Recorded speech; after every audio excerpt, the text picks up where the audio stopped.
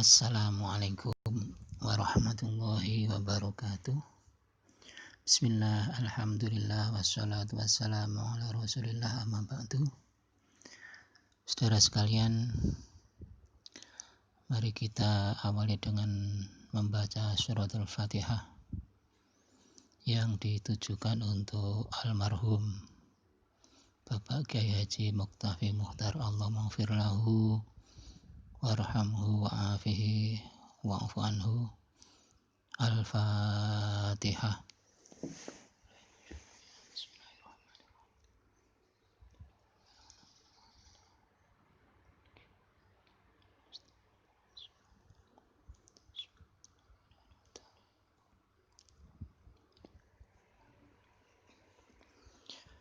Saudara sekalian, mari kita lanjutkan kuliah Masail Fiqh yang pihak akademik menunjuk kepada saya untuk menyampaikan materi ini.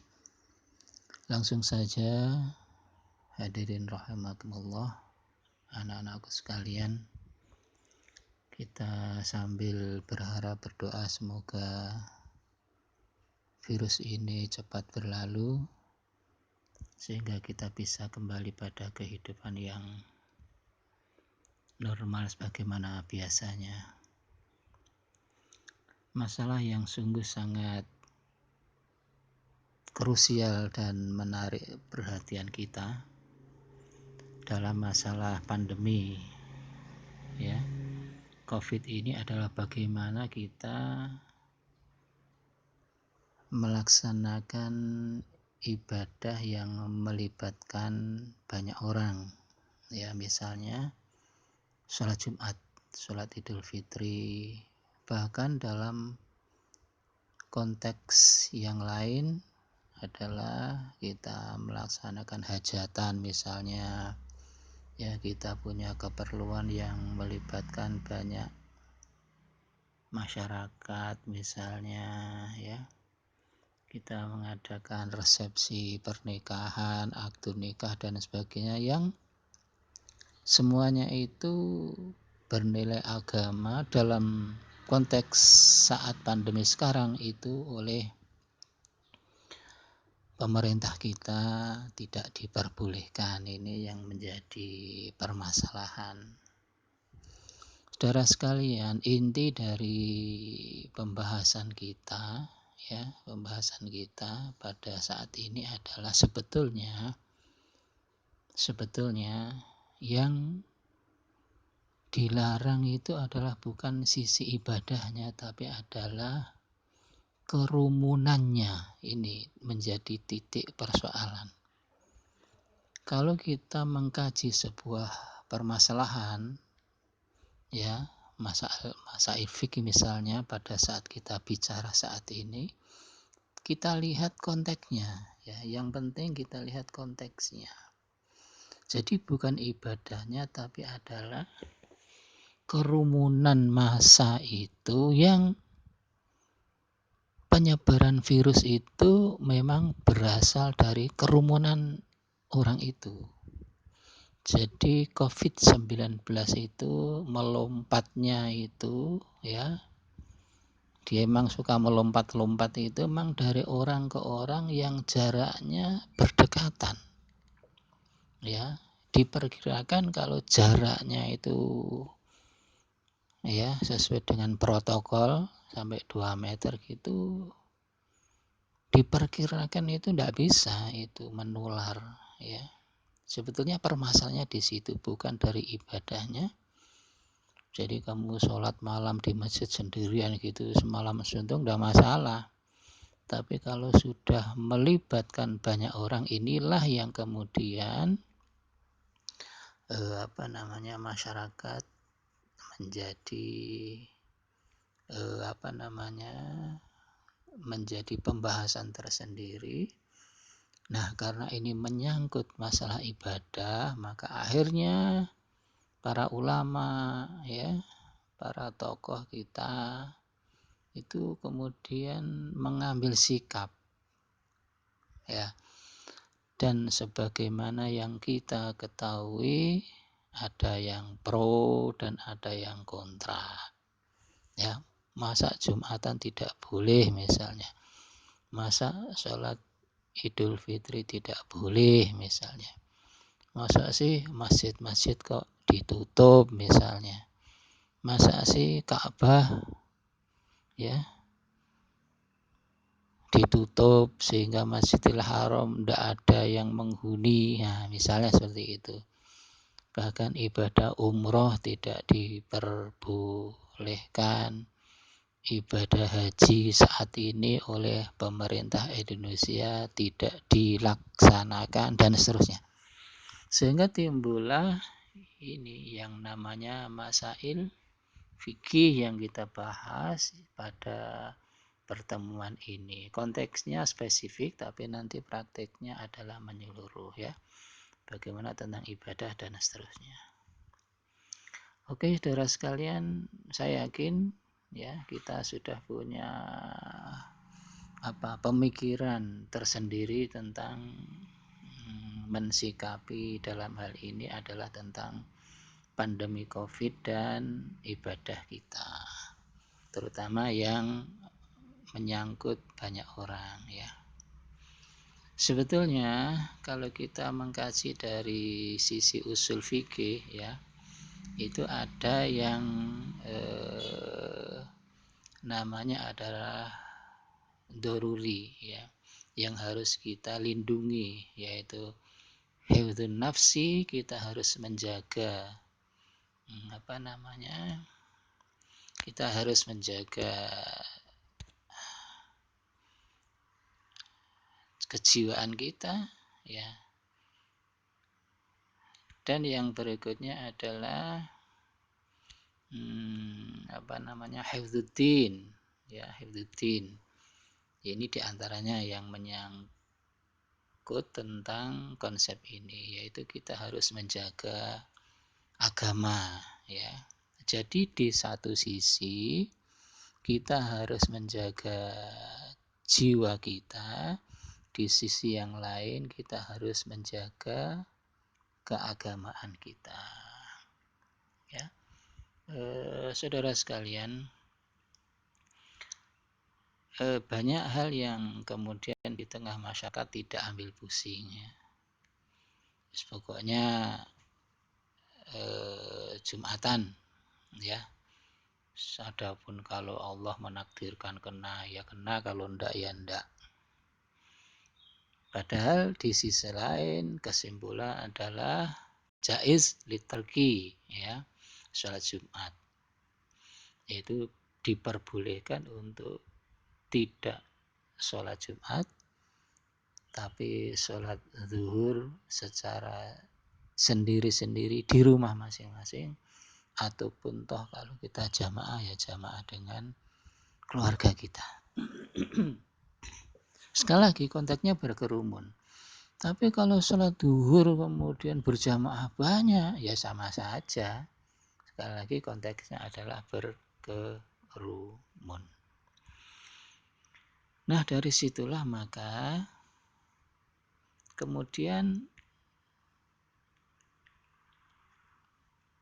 darurat ya, la dororo wala diroro ya. Kita tidak boleh melaksanakan sesuatu yang terjemahan dalam konteks sosial atau aplikasinya la dororo wala diroro, tidak boleh melakukan sesuatu yang membahayakan diri dan membahayakan orang lain ya. Ya, jadi ini tidak diperbolehkan ya. Dari sinilah maka kalau kita mengacu pada hal-hal yang kemarin ya, jadi ada penyakit juzam dan ada penyakit yang sering kita di dalam doa adalah barosh ya, barosh. Dan di dalam sejarah Masjidil Haram ya, berpuluh kali Masjidil Haram ditutup, berpuluh kali, tidak hanya satu kali itu Masjidil Haram dikosongkan karena adanya wabah, ya. Bahkan kalau kita mengambil referensi yang ada itu, pernah suatu kejadian itu sampai mayat-mayat itu bertumpuk di sekitar Masjidil Haram. Oleh karena itu maka bukan hajinya, bukan umrohnya, tapi adalah wabahnya itu yang menjadi masalah, ya. Jadi penyakit lepra, ya, penyakit kusta, ya, yang kemudian ada itu menyebabkan kemudian tidak diperbolehkannya seseorang berkerumun, ya, dalam sholat Jumat dan berbagai ritual ibadah yang lain, ya. Ini di dalam Raudhatul Thalibin, ya, syarahnya maksud saya syarah juz 1 halaman 215, teksnya bisa kita baca di situ, ya. Kemudian saudara sekalian, sebab ya yang dari asalnya kemudian menjadi sebab yang asalnya itu berpotensi untuk menyebabkan orang lain menjadi mudarat yang disebabkan oleh sesuatu, ya, boleh jadi bisa dari kita, itu melarangnya itu adalah wajib, sebuah kewajiban menurut Ibnu Hajar Al-Haytami, ya, dengan dalam kitabnya Al-Fatawa, ya, juz 1 halaman 212. Jadi kalau kita memang dalam konteks pandemi ini berarti sudah selayaknya menurut berbagai kitab, ya, di dalam Bahsul Masail itu, kalau kita ngambil Al-Quran hadis itu sebetulnya terlalu ketinggian, ya, kalau mengambil dasar-dasar awal di dalam kita membahas sebuah masail atau permasalahan yang sifatnya adalah fiqhiyah, ya, itu adalah dari para kitab, dari kitabnya para ulama, ya. Sebetulnya kalau kita pilih ada yang zona hijau, merah dan sebagainya, ya, zona kuning, itu dalam konteksnya adalah suatu kawasan itu diyakini, ya, karena kita kan tidak kasat macamnya, diyakini berpotensi penularan penyakit, ada yang mengarah pada suatu keyakinan, ya, yang bahwasanya itu sangat dekat dengan yakin, mutawakil qarib minal yakin, ya, ada yang mutayakin dan seterusnya, ya. Nah, kita tentu tidak usah menunggu dari misalnya kawasan kita ini adalah kawasan hijau, tidak usah menunggu menjadi kuning dulu, ya. Itulah kenapa kemudian ada penyekatan wilayah, ya, penyekatan wilayah yang kawasannya itu kuning, tidak usah menunggu kita menjadi kawasan yang merah, sehingga disinilah maka sadud daro'e di dalam konsep usul, ya, menyekat atau menyumbat segala sesuatu yang sifatnya itu nanti walaupun itu boleh tapi nanti berpotensi untuk menjadi mudarat, itu diperbolehkan. Sehingga kalau ada penyekatan wilayah, orang tidak boleh masuk, tidak boleh mudik misalnya. Di kita Idul Fitri selama ini dilarang untuk mudik, ya, dari kawasan A tidak boleh ke kawasan B dan sebagainya, itu diperbolehkan hanya untuk bagaimana penyebaran wabah ini tidak terus berlanjut dan tanpa bisa dibendung. Bagaimana cara membendungnya itu diperbolehkan, ya, dengan konteks seperti itu, ya. Jadi wala tulqu biaidikum ila tahluka misalnya, Al-Qur'an. Kalau di sini surat An-Nisa ayat 29, wala taqtul anfusakum, dan seterusnya. Itu dalil-dalil yang luar biasa ya. Artinya memang kita tidak boleh menjerumuskan diri, wis mbuh engko pokoke engko ngono, ndak boleh. Sehingga memang diperbolehkan di dalam hukum Islam untuk kita melakukan kebijakan-kebijakan yang sampai sekarang ini diterapkan oleh pemerintah. Apalagi pemerintah kita ini ya sungguh sangat islami dan berbau nahdliyin ya, karena wapresnya adalah tokoh kita ya, Kiai Haji Ma'ruf Amin, yang memang notabene beliau sangat alim, sangat santri ya, dan memang berasal dari kalangan kita yang terpilih, kira-kira seperti itu ya. Mungkin andaikan nuansanya beda, mungkin juga akan menjadi beda lagi kebijaksanaannya. Saudara sekalian, kemudian kita lanjutkan ya. Ini adalah dari usul fikih ya, yaitu yang sangat familiar dengan kita, yaitu Abdul Wahab Khalaf ya. Ini bisa kita baca teksnya ya. Jadi intinya adalah bagaimana kalau terjadi sesuatu yang yang memang menimbulkan mudarat, maka itu harus kita hilangkan. Yang mengandung mudarat itu kita jauhi, bahkan walaupun dalam konteks ibadah. Bahkan dalam hal ini, dalam ilmu ushul fikih Wahab Khalaf ini termasuk dalam konteks pengharaman, karena itu bisa menimbulkan mudarat ya. Saudara sekalian ya, ini kutipan dari surat An-Nisa ayat 59. Kita harus taat pada Allah, Rasul, dan amri. Bahkan dijelaskan pula di sini ya, mengacu pada namanya adalah mafsadah ya, yang bisa menimbulkan potensi yang sangat darurat ya. Maka kalau pemerintah itu melarang, maka himbauan yang sifatnya wajib itu menjadi sangat wajib untuk dipatuhi pemerintah itu. Yang asalnya konteksnya adalah sunnah itu menjadi wajib ya untuk mengikuti pemerintah, dan yang sifatnya adalah mubah akan menjadi sunnah itu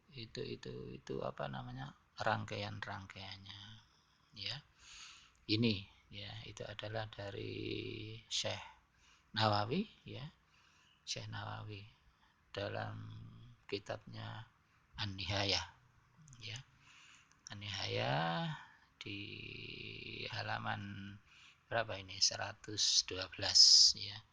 Sehingga untuk masalah-masalah ini kamu lihat ya, jadi suatu bentuk bagaimana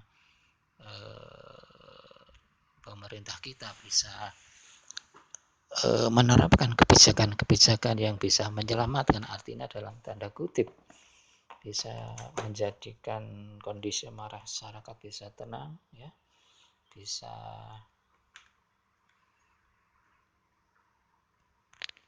dalam tanda kutip selamat dari hal-hal yang bisa membahayakan. Ini adalah sebuah kewajiban bersama yang harus kita jaga dan harus kita ikuti dari anjuran pemerintah. Saudara sekalian, di dalam tentang undur yang menyebabkan ya, kebolehan untuk tidak melaksanakan ya sholat Jumat dan sholat jamaah dan sebagainya itu menurut Ibnu Hajar Al-Haytami dalam manhaj Al-Qawaid. Ya, ini memang seharusnya sebagaimana yang kita terapkan saat ini.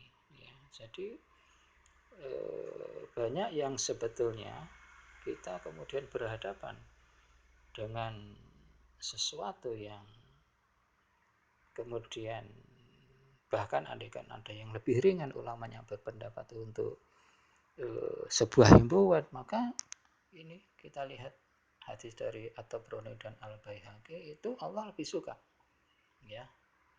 Allah lebih suka manakala rukhsah itu diambil oleh kita, ya. Allah lebih suka. Misalnya saja yang sering kita jumpai dan sering kita bahas pada saat kita safar misalnya dalam perjalanan, ya. Sholatnya dijamak atau tidak, ya seperti itu misalnya. Itu Allah lebih suka kalau kita menjamak dan seterusnya. Ya, jadi kalau rukhsah itu diambil itu dalam konteksnya lebih baik. Ya, demikian jadi pada intinya ya apa yang disampaikan oleh pemerintah sekarang dalam hal tentang bagaimana kondisi masing-masing sekarang, ya.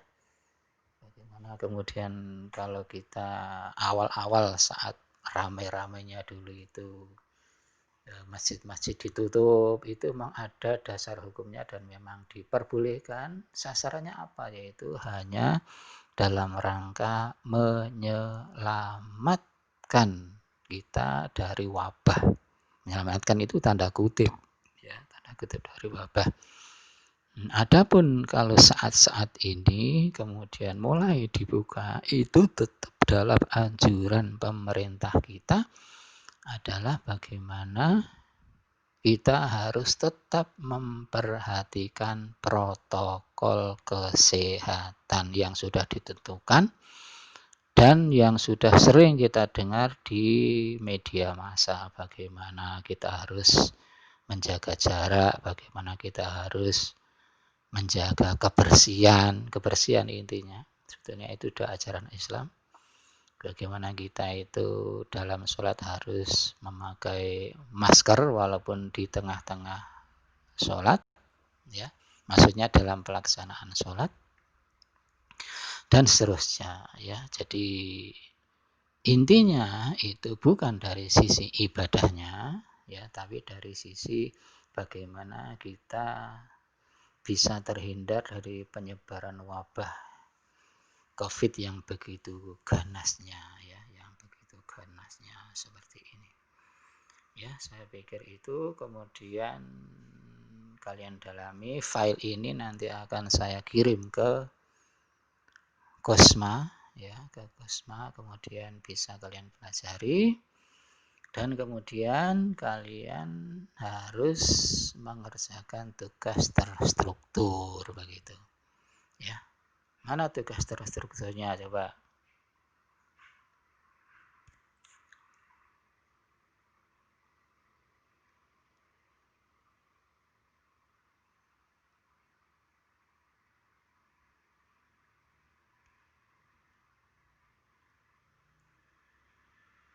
Ini, ya. Jadi dilema sebetulnya, ya, dilema antara new normal, ya, new normal. Jadi new normal itu artinya apa? Di normal itu normal sebagaimana biasa, ya. Bagaimana biasa kehidupan kita sebelum ada virus itu normal. New itu adalah sesuatu yang baru. Normal tapi harus disertai dengan sesuatu yang baru, yaitu protokol kesehatan. Artinya keran sudah dibuka lagi, ya. Ini dilema. Kalau keran ini dibuka lagi, maka ya virus semakin terbuka lebar untuk katakanlah gelombang kedua, begitu kira-kira. Jadi uang kita sudah disekat-sekat, kemudian di PSBB aja meningkat dengan tajam, ya. Apalagi kemudian dibuka. Di satu sisi kita harus membuka itu new normal. Di satu sisi kalau kita terus stay at home, ya, apa itu istilahnya itu ya. Kalau kita terus tinggal di rumah maka ekonomi akan apa? Akan terhenti ya. Nah, sekarang pertanyaannya adalah bagaimana solusinya dalam pandangan fikih? Ya, bagaimana solusinya dalam pandangan fikih? Saya ulangi, sebuah dilema memang jika new normal penyebaran virus itu akan terbuka lebar, tapi jika tidak, ya, maka ekonomi akan terhambat bahkan akan terhenti. Jelaskan bagaimana solusinya ya dalam pandangan fikih. Jawabannya kamu tulis di kertas, kemudian difoto jawabanmu itu. Ya, ditulis di kertas, kemudian difoto, kemudian dikirim ke Kosma, ke WA-nya Kosma, ya. Jadi kalian mengerjakan setelah ini pertanyaan ini juga nanti filenya akan saya kirim ke Kosma. Kemudian setelah jawabannya selesai difoto, dikirim ke WA-nya Kosma. Kemudian Kosma, halo Kosma. Kosma mengumpulkan foto-foto jawaban itu, kemudian ditulis tangan juga direkap gitu ya. Direkap nama-nama yang sudah mengirimkan. Kemudian dikirim secara kolektif ke email, bukan WA, ke email saya. Emailnya adalah ini ya, di Gmail saya, ya, di Gmail saya. Sampai kapan?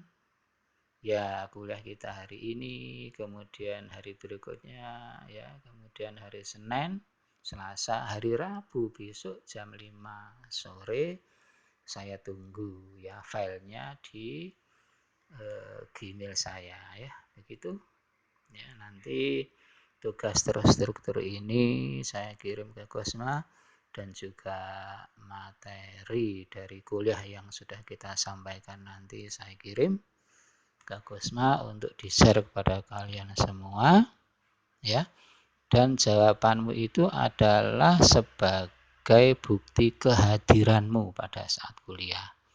Ya, ini udah hadir, udah mengumpulkan, otomatis ya kita kuliah lagi di tahun depan ya. Saya sudah omong ini di sini. Kalau memang kalian tidak mengerjakan ini, dipersilakan untuk kuliah lagi semester depan ya, begitu. Jadi kita harus tetap semangat, kita harus tetap melaksanakan semua aktivitas dan kewajiban kita, walaupun dalam konteks yang berbeda seperti ini kita tidak bisa bertemu dan kita harus lewat daring ya. Dan makanya semoga saja virus ini semoga cepat diangkat oleh Allah Subhanahu wa taala.